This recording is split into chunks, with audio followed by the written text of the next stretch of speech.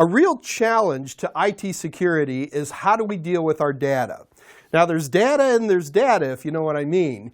And in this episode, what I want to do is talk about the different types of data so that we can sort of label how careful we have to be with our data, and then also define the different types of roles that people play in terms of how they handle that data. So let's start off with data sensitivity and data labeling. In this case, all the different data that we are in control of has a different amount of importance to us. And we have some pretty standard terms here. So let's go ahead and go through these real quick.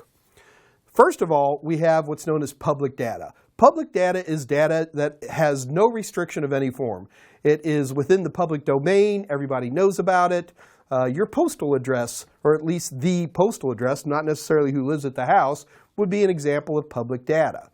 Also, GIS information, graphical information of a town and where the rivers and bridges are and such. That would be an example of public data. So public data basically, as far as we're concerned, has no restrictions, and it's the data that we're least concerned about. Next is going to be confidential data. Confidential data is data that one party offers to a second party, but only to that party. So I'm going to give you some information about me, but I don't want you to have anybody else have it. In fact, these are the cases where we'll do things like make you or your organization fill out a non-disclosure agreement that basically says, okay, as a vendor, you're going to know how much metal we're selling to everybody. So in that particular case, you don't tell anybody else. And that's why we do the NDAs. Private information is information that is private to an individual. In this one particular case, for example, would be your Social Security number. So when we're dealing with private information, we also deal with something called PII, or privately identifiable information. So privately identifiable information is private information. It's the same animal.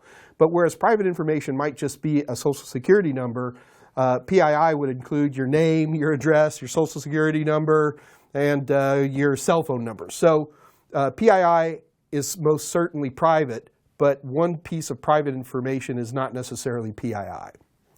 Next is going to be proprietary. Proprietary is kind of like private information, but really just for a corporation. So if a corporation has information that gives it some form of competitive advantage, we call that proprietary information. So the formula for Coca-Cola would be a great example of proprietary information. Here at Total Seminars, my ability to stay good-looking for all these many decades would be an example of proprietary information.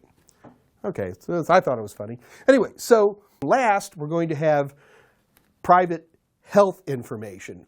And private health information is any form of information that has to deal with the health of a particular person.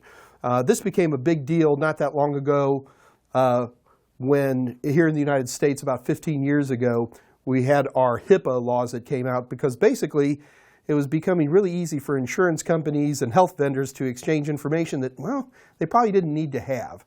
So that's what we're talking about. PHI is going to be the health information. Also keep in mind with PHI, not only is it in terms of your health itself, but it's also the PII, so that we know that that health insurance health information has to do with you personally. So PHI often includes some amount of PII as well.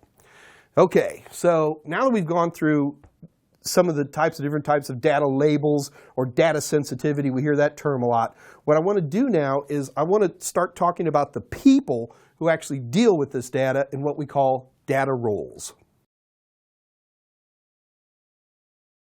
Your organization has lots of data. Now the problem that we have here is that if we've labeled the data, that's great. But then we have all these different globs of data. No organization has one single database that everybody does everything from.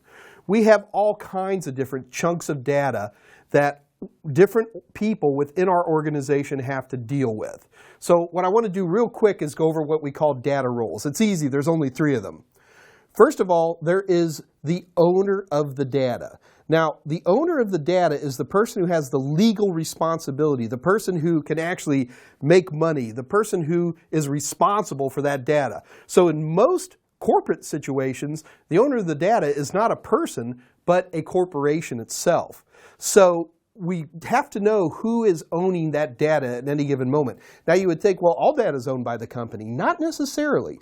There can be situations where we're using vendor data, where we're taking personal information, and in those types of situations, we can have multiple owners sometimes, even within the same database, although we try to avoid that if at all possible.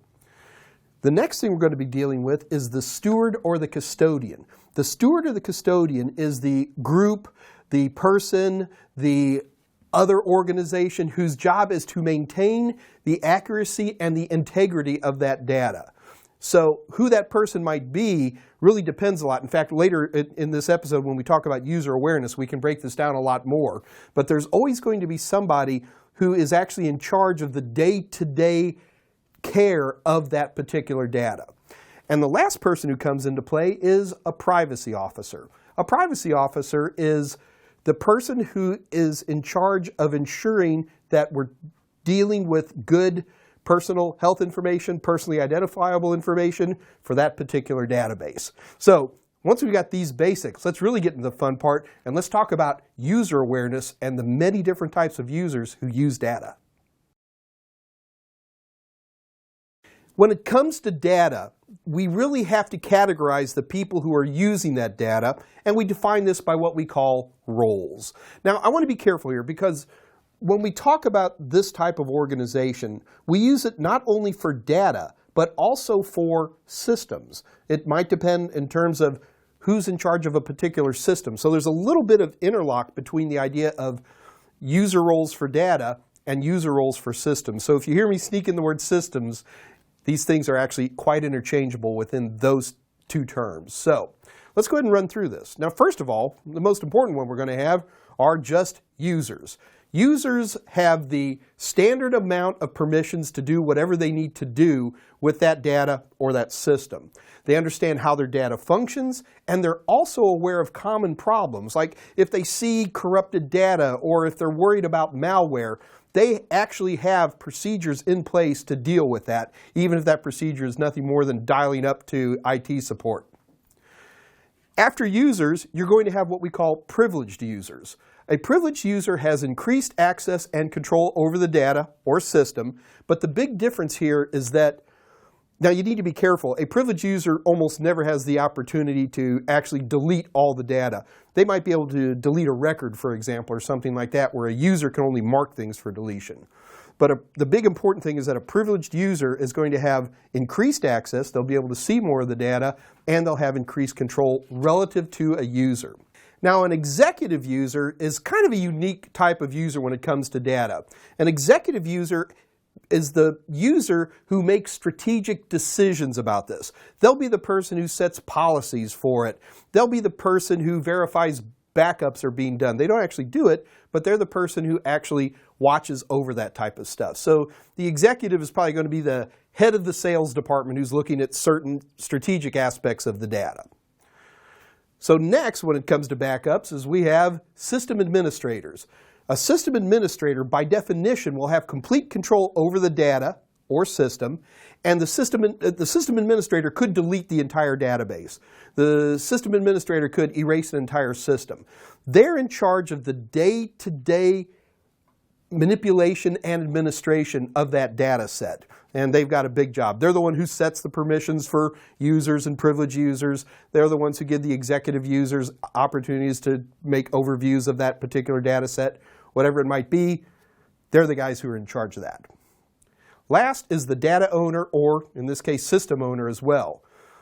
Now, as we had already mentioned earlier in this episode, these are the people, or usually organizations, who actually have legal ownership of this particular data set or of this particular system. So when we're talking about an owner, we're talking about not only do they have ownership, but they also have all the legal responsibility.